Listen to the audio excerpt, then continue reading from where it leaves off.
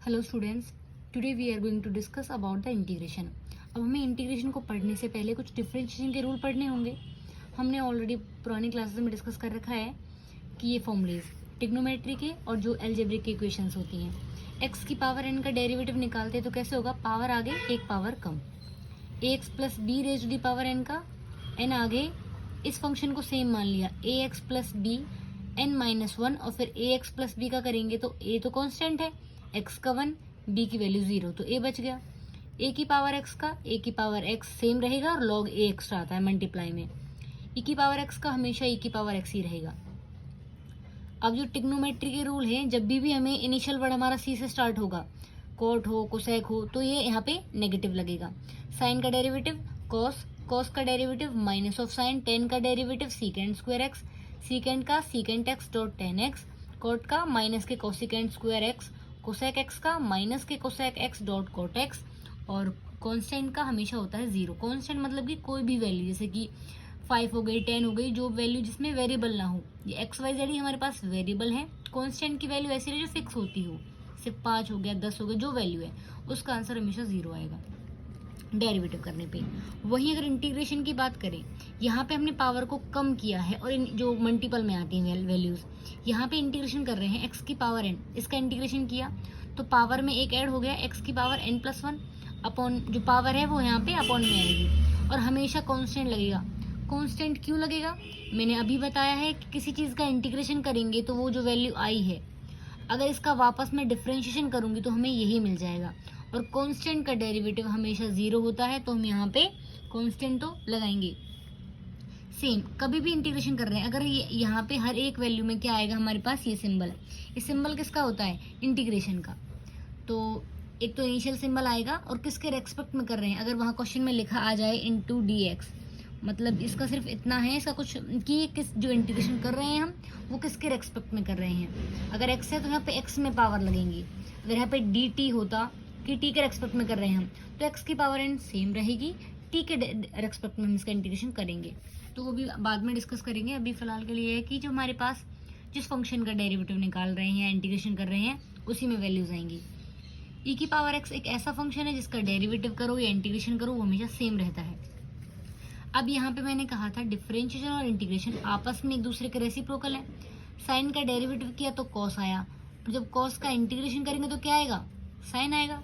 वैसे ही साइन का derivative cos होता है, कॉस का इंटीग्रेशन साइन। अब कॉस में बात करते हैं, कॉस का डेरिवेटिव होता है माइनस साइन, जब साइन का इंटीग्रेशन करूंगे तो क्या आ जाएगा, माइनस कॉस एक्स। तो ये रेसिप्रोकल है एक दूसरे के, ठीक है। कांस्टेंट, जब कांस्टेंट का डेरिवेटिव कर रहे हैं तो 0 आ रहा है, और इंटीग्रेशन कर रहे हैं तो जिसके रेस्पेक्ट में कर रहे होते हैं वो वैल्यू आ जाएगी। एक्स के रेस्पेक्ट में कर रहे हैं तो एक्स आ जाएगा, टी के रेस्पेक्ट में कर रहे हैं तो टी आ जाएगा। Now we will discuss about some questions, जैसे कि मान के चलो हमारे पास ये क्वेश्चन है y इज इक्वल एक्स की पावर 5। हमें क्वेश्चन में दे दिया इंटीग्रेट दिस वैल्यू या इंटीग्रेट दिस फंक्शन, ठीक है। तो हमें क्या करना है, इंटीग्रेशन y का किसके रेस्पेक्ट में कर रहे हैं, y किसका फंक्शन है, x का, तो y का इंटीग्रेशन करेंगे हम विद रिस्पेक्ट टू x। ये सिर्फ नोटेशन है कि हम y का इंटीग्रेशन कर रहे हैं x के रेस्पेक्ट में। जैसे डेरिवेटिव में क्या करते थे हम, dy अपॉन dx, ये डेरिवेटिव की नोटेशन थी कि y का डेरिवेटिव निकाल रहे हैं हम with respect to x, dy by dx। Integration की बात करें तो y का इंटीग्रेशन कर रहे हैं, ये इंटीग्रेशन का सिंबल हो गया, ये y का इंटीग्रेशन कर रहे हैं किसके रेस्पेक्ट में, dx के रेस्पेक्ट में, ये इंटीग्रेशन का फॉर्मूला नोटेशन हो गई, ये डेरिवेटिव की। एंड वी नो ऑलरेडी कि x की पावर n का जब हम इंटीग्रेशन करते हैं तो क्या आएगा, पावर में एक ऐड और जो पावर आई है वो अपॉन में प्लस c। यहाँ पे x की वैल्यू कितनी है, 5, मतलब कि n की वैल्यू कितनी होगी यहाँ पे 5, तो इज इक्वल x की y की जगह x की पावर 5 लिख दिया, x की पावर 5 डॉट dx, इसका इंटीग्रेशन करेंगे, फॉर्मूला हमें पता ही है, तो कितना हो जाएगा, x की power 5 plus 1 upon 5 plus 1 plus c is equal x की पावर 6 अपॉन 6 प्लस कॉन्स्टेंट। यहाँ पे हमारे किसी भी तरह की वैल्यूज हो, जैसे कि हमारे पास अगर क्वेश्चन में ये आ जाए y is equal x square plus x की पावर क्यूब अपॉन एक्स, इसका करो इंटीग्रेशन। अब तुम कहोगे कि भाई इससे तो u बाई वी का फॉर्म बन गया, बट नहीं, पहले हमें क्वेश्चन को सिंप्लीफाई करके देखना है। अब जो ये x है हमारे पास, ये x दोनों के अपॉन में लिख सकते हैं अलग अलग, तो क्या आ जाएगा x square upon x plus x cube upon x. X square है, यहाँ पे एक्स है तो एक्स बचेगा, यहाँ पे एक्स की पावर 3 है, यहाँ एक्स है तो क्या बचेगा एक्स का स्क्वायर। तो जो हमारे पास y सिंप्लीफाई करने के बाद आई है वो कितनी आई है x plus x square.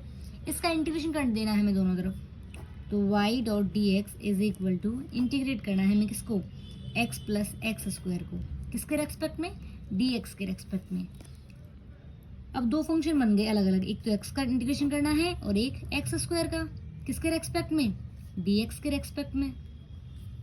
x की पावर यहाँ 1 है तो क्या हो जाएगा 1 प्लस 1 अपॉन जो पावर आई है 2, ये तो इसका इंटीग्रेशन हो गया।